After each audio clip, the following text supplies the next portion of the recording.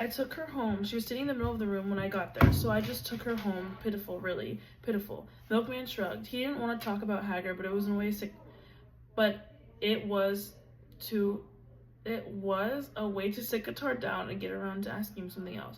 What do you do to her? Asked Qatar. What did I do to her? You saw her with a butcher knife, and you asked me that? I mean before. That's messed up, lady. I did what you do to some woman every 6 months, called the whole thing off. I don't believe you. It's the truth. No, it had to be something more. You called me a liar? Take it any way you want. But that girl's hurt, and the hurt came from you. What's the matter with you? You've been watching her try to kill me for months, and I never laid a hand on her. Now you sit there worried about her. All of a sudden, you're police. You've been wearing a halo a lot lately. You got a white robe too. What's that supposed to mean? It means I'm tired of being criticized by you. I know we don't see eye to eye on a lot of things, and I know that I'm not lazy, not serious, you say, but if we're friends, I don't meddle you, do I? No, not at all. Several minutes passed while Milkman played with his beer and Guitar sipped tea. They were sitting in Mary's place on a Sunday afternoon, a few days after Hagar's latest attempt on life. You're not smoking? Asked Milkman. No, I quit. Feel a hell of a lot better too. There was another pause before Guitar continued. You ought to stop yourself. Milkman nodded. Yeah, if I stay around you, I will. I'll stop smoking, fucking, drinking, everything. I'll take up a secret life and hang out with Empire State. Guitar frowned. Now who's meddling? Milkman sighed and looked straight up at his friend. I am. I want to know why you're running around with Empire State last Christmas. He was in trouble. I helped him. That's all? What else? I don't know what else, but I know there was something else. Now, if it's something that I can't know, okay, say so. But something's going on with you, and I'd like to know what it is. Guitar didn't answer. We've been friends for a long time, Guitar. There's nothing you don't know about me. I can tell you anything, whatever your difference is. I know I can trust you, but for some time now, it's been one-way street. You know what I mean? I talk to you, don't talk to me. You don't think I can be trusted? I don't know if you can or not. Try me. I can't. Other people are involved, and don't tell me about other people. Tell me about you. Guitar looked at him for a long time. Maybe he thought, maybe I can trust you, maybe not, but I'll risk anyway, because one day, okay, he said out loud.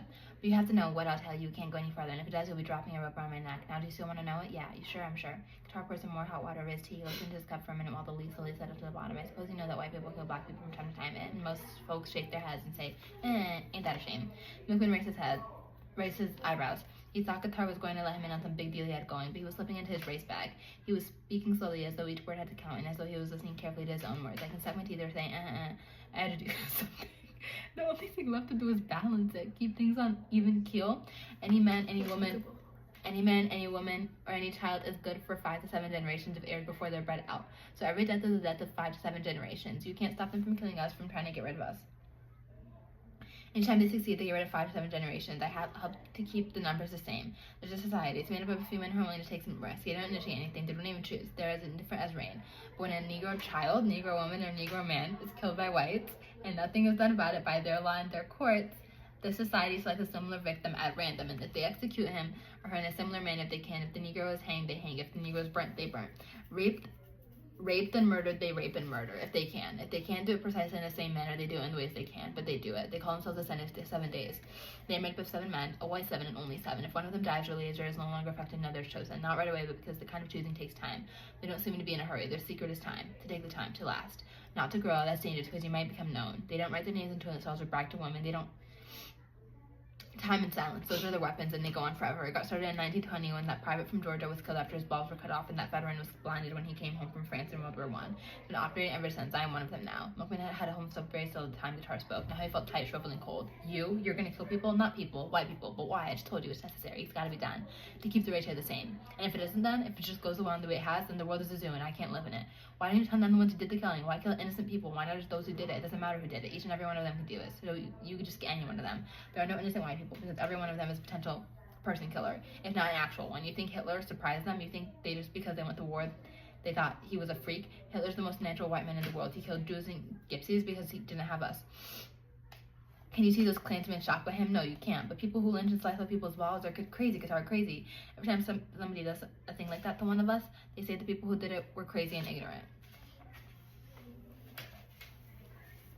That's like saying that they were drunk or constipated. Why isn't cutting a man's eye out, cutting his nuts off, kind of crazy thing to do, never get too drunk or ignorant to do? Too crazy to do, too constipated to do, and more to the point how Negroes are the craziest, most ignorant people in America don't get that crazy and ignorant? No, white people are unnatural. As race, they are natural. It takes a strong effort of the will to overcome an unnatural enemy. What about the nice ones? Some whites have made sacrifices for Negroes, real sacrifices. That just means that they're one or two naturals once, but they haven't been able to stop the killing either. They are outraged, but that doesn't stop it. They might even speak out, but that doesn't stop it either. They might even inconvenience themselves, but the killing goes on and on. So will we. You're missing the point. If there's just one or two, there's a lot. Are there, Milkman? If Kennedy got drunk and bored and was sitting around a pot-bellied stove in Mississippi, he might join a lynching party just for the hell of it. Under those circumstances, his unnaturalness would sacrifice, but I know I wouldn't join one, no matter how drunk or how bored I was. And I know you wouldn't either, nor any black man I know ever heard tell her. Ever. In any world, at any time, just get up and go find somebody white, slice up. But they can do it, as they don't even do for profit, which is why they don't do most things, even in the do for fun, unnatural. What about Milkman's search for memory for some white person who had shown himself unequivocally supportive of Negroes? Albert Schweitzer. What would he do? In a minute. He didn't care about any of those Africans. They could have been rats. He was laboratory testing himself, proving that he could work on human dogs. What about Eleanor Roosevelt? I don't know about women. I can say what their woman would do, but I don't remember a picture of those white mothers holding up their babies so they could get a good look at some black men burning on a tree. So I have my suspicions about Eleanor Roosevelt, but none about Mr. Roosevelt. You could have taken him in his wheelchair to put him in a small, dusty town in Alabama and given him some tobacco, a checkerboard, some whiskey, and a rope that he'd had done it. What I'm saying is, under the certain conditions that they would all do it under the same circumstances, we would do it. So it doesn't matter that some of them haven't done it. Listen, I read it now. I think I know it too. They're unnatural. The writers and artists have been saying it for years, telling them they're unnatural, telling them they're depraved. They call it tragedy on the movies. They call it adventure. It's just depravity. And they try to make it glorious, natural, but it ain't. The disease they have is in their blood, the structure of their chromosomes. You can't prove this, I guess, scientifically. No. Couldn't you be able to prove it? Act on things like that? Did they prove anything scientifically about us before they killed us? No, they killed us first and tried to get some scientific proof about why we shouldn't die. Wait a minute, Qatar. If they were as bad as unnatural and you say, then why do you want to be like them? Don't you want to be better than they are? I am better. But now you're going to do what the worst of them do. Yes, but I am reasonable. Reasonable how? I am not 1, having fun, 2, trying to gain power, public attention, or money or land, 3, angry at anybody. You're not angry, you must be. Not at all. I hate doing it. I'm afraid of doing it. It's hard to do when you aren't angry or drunk or doped or have a personal grudge against the person. I can't see how it helps. I can't see how it helps anybody. I told you numbers balance ratio and the earth the land. I'm not understanding you. The earth is sogged with black people's blood, and before us Indian blood. Nothing can kill them. If it keeps something there, won't be any of us left, and there won't be any land for those who are left. So the numbers have to remain static. But there are more of them than us, only in the West. But still, the ratio can't widen in their favor. We should want everybody to know that society exists, and maybe that would help stop it. Where's the secrecy for it? To keep from getting caught?